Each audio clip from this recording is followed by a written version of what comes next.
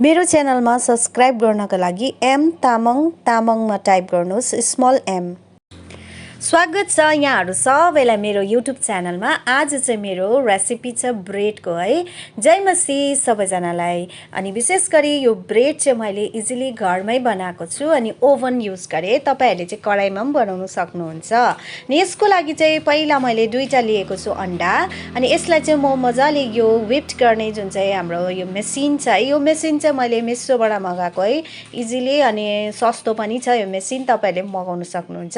भएन भने चाहिँ तपाईहरुले घरमै जुन चाहिँ व्हिप्ड गर्ने हाम्रोमा स्टिलको हुन्छ या त केही हुन्छ, कुनै पनि काँटाहरुले पनि तपाईले युज गरेर यसरी नै तपाईले अन्डालाई फिट्न सक्नुहुन्छ है।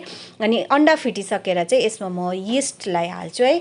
यीस्ट अलिकति 1 चम्चीदेखि अलिकति अझै बेसी हाल्छु अनि नुन पनि हाल्छु। अनि त्यसपश्चात चाहिँ मैले अलिकति यो 1 कप चाहिँ वार्म गरेको मिल्क हाल्दैछु। यीस्टको चाहिँ जुन चाहिँ त्यो फुल्लिने जुन चाहिँ हुन्छ नि, यसलाई एक्टिभ बनाउन लागि यसलाई चाहिँ अलिकति वार्म मिल्क नै हाल्नुपर्छ। त्यही भएर मैले वार्म मिल्क युज गरेँ। अनि मेरो चाहिँ फेभरेट हो यो कोकोनट ओइल, यो इडेबल कोकोनट ओइल है।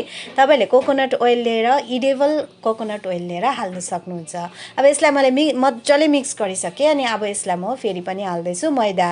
अनि जतिजनाले पनि सुगर छ भने चाहिँ तपाईहरुले सुगर फ्री जुन चाहिँ आटा हुन्छ है त्यो पनि तपाईहरुले युज गर्न सक्नुहुन्छ। ब्राउन ब्रेडको आटालाई तपाईले युज गरेर त्यसले पनि तपाईहरुले बनाउन सक्नुहुन्छ। अनि म नेक्स्ट म चाहिँ रेसिपी ल्याउँदाखेरि ब्राउन ब्रेडको रेसिपी पनि ल्याउन सक्छु है। तपाईहरुले पनि मलाई सब्स्क्राइब गर्नुहोस् है, कमेन्ट गर्नुहोस्, लाइक गर्नुहोस् है। अनि त्यतिखेर चाहिँ म तपाईहरुलाई फेरि तपाईको डिमान्डमा रेसिपी लिएर आउँछु। मैले चिनी हाल्दिए नि, यो ग्लोभ्सलाई युज गरेर यसलाई मैले मुछ्दै छु। अनि त्यो मुछेर मैले अलग्गै राखेको छु। अनि यो जुन चाहिँ बोल छ यसमा चाहिँ मैले ओइल युज गरेँ, कोकोनट ओइलले है, फ्लेभरको लागि। अनि तपाईहरुले चाहिँ बटर पनि युज गर्न सक्नुहुन्छ। बटर लायो भने झन् अझै राम्रो है। अनि मेरो चाहिँ बटर अहिले मैले युज गरिनँ किनभने मलाई कोकोनट ओइल चाहिँ साह्रै मनपर्छ है। अनि अब यसलाई चाहिँ मैले मुछिसकेर यो बोलमा हालेर कोकोनट ओइलले ग्रिस गरेर यसलाई म अब रेस्ट गर्न दिन्छु है। रेस्ट चाहिँ तपाईहरुले वेदर हेरी हेरी गराउनुपर्छ है। रेस्ट गर्नको लागि चाहिँ तपाईहरुले यसलाई कुनै पनि प्लास्टिकले कभर गर्न सक्नुहुन्छ या त कन्टेनर छ भने कन्टेनरमा जुनले पनि गर्दा हुन्छ है। अनि मैले एक ठाउँ राखिदिएँ रेस्ट गर्नको लागि।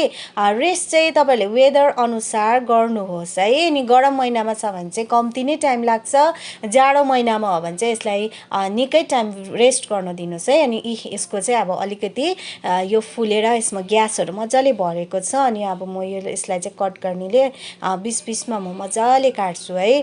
काटेर यसलाई सानो डल्ला बनाउनु लागि चाहिँ यसलाई म बराबर किमा यसलाई म भाग गर्छु। यो चाहिँ मेरो स्टाइलमा मैले बनाएको है। तपाईहरुले जस्तो स्टाइलमा पनि बनाउन सक्नुहुन्छ, आफ्नै स्टाइलमा हातले नै डल्ला गरेर गर्न सक्नुहुन्छ या त ब्रेड मलमा लामो गरेर पनि तपाईहरुले हाल्न सक्नुहुन्छ। यो चाहिँ मैले अलग्गै किसिमले म चाहिँ यो चाहिँ केक मोल्डको लागि मैले बनाउँदै छु। त्यही भएर यसलाई चाहिँ म अब सानो डल्ला बनाएर अब म यो केक मोल्डमा मैले अघि नै ग्रिस गरिसकेको छु ओइलले। अनि यसमा म अब यो राख्छु है। अनि यसलाई राखिसकेपछि चाहिँ अब फेरि यसलाई अलिकति रेस्ट गर्न दिन्छु। अनि रेस्ट गर्दाखेरि चाहिँ तपाईहरुले कभर गरेर चाहिँ राख्नुहोस् है। कभर गरे भने अझै यो फुल्लिन्छ। त्यही भएर मैले यो रेस्ट गर्न दिएँ। अब ओभनलाई मैले 40 मिनटको लागि राखेँ। अनि 3 लाइन रडमा। अनि अब यसको डिग्री चाहिँ म 180, मेरो फेभरेट डिग्री हो है यो चाहिँ। 180 मै पहिला लाउँछु। अनि म 180 मै यो पाक्छ है। 40 मिनट्समा मैले लगाएको छु। अनि अब मैले ओभनमा यसलाई म राखिदिएँ। अनि तपाईहरुले चाहिँ प्रिहिट ओभन युज गर्न सक्नुहुन्छ। नत्र भए चाहिँ अब हतार छ भने चाहिँ तपाईहरुले यसरी नै गर्न सक्नुहुन्छ है। अनि अब यो चाहिँ अब एकछिनबाट हेर्दा चाहिँ यो फुलिसकेपछि चाहिँ अब यसलाई म एगले म ग्रिस गर्छु। एगले ग्रिस मजाले गर्छु किनभने यसको कलर चाहिँ मलाई चाहिँ अलिअलि रेड भएको है। मलाई साह्रै मनपर्छ। अनि त्यस्तो खालको ब्रेड चाहिँ हेर्नुहोस् है, यसको चाहिँ एकदमै दामी कलर है, खाउँ लाग्दो कलर टेक्सचर यसको आएको छ।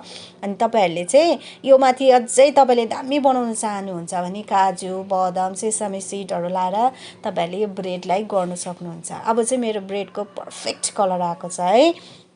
हेर्नुहोस् है यो ब्रेडको कलर चाहिँ एकदमै दामी आएको छ अनि यसलाई चाहिँ अब यो रेडी भइसकेको छ अनि तपाईँहरूले पनि यसरी नै बनाएर खानु सक्नुहुन्छ अनि जतिजनालाई पनि तपाईँहरूकोमा ओभन छैन या त तपाईँ बिगिनर्स हो भने चाहिँ तपाईँहरूले कराईमा नुन हाल्यो अनि 40 मिनट्सको लागि नै तपाईँले टेम्परेचर चाहिँ राख्नुहोस् है अनि हिट गरेर चाहिँ त्यो माथि स्ट्यान्ड कुनै पनि लाएर यो ब्रेड मोल्ड चाहिँ त्यो माथि राखेर तपाईँहरूले बनाउन सक्नुहुन्छ है यो मेरो चाहिँ तातो तातो ब्रेड एकदमै रेडी छ अनि यसको फ्लेभर पनि एकदमै कोकोनट फ्लेभर आइराखेको छ है अनि मलाई कोकोनट फ्लेभर अघि नै भने साह्रै मनपर्छ अनि मेरो फ्यामिलीमा पनि सबैले मन पराउनुहुन्छ है त्यही भएर मैले अघिको डल्ला हो त्यही कारण अब यसलाई मसिनो टुक्रामा है ब्रेडको सेपमा काटेर खानुको लागि एकदमै रेडी छ इन्जोय गर्नुहोस् धन्यवाद